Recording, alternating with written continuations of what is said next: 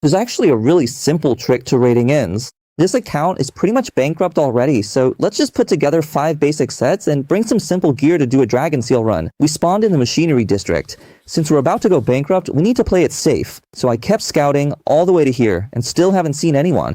In this kind of situation, it's very likely they're fighting somewhere else. Earlier, I was sneaking around the whole way and didn't run into a single person, but when I was about to extract, I checked the little red house next to the villa, and there were actually 7 loot boxes inside.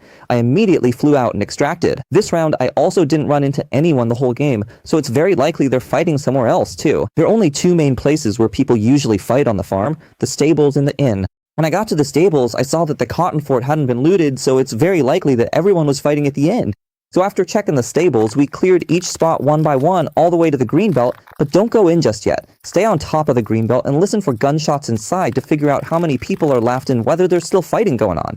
When I got here, there were still gunshots inside, so we waited a bit longer, held our positions, and went in a little more cautiously, checking every spot. In the end, we confirmed he was at the 202 staircase. First, we threw a flashbang to force him out of his spot so we could safely move up to the room ahead.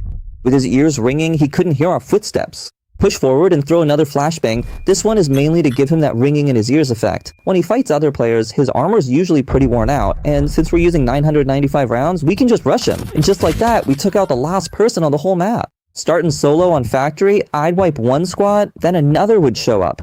Before I could reload or heal, the next team was already pushing. They'd just take me out and loot my gear. Hard lessons learned the hard way. But I've gone from victim to the one dishing it out, and honestly, it feels great.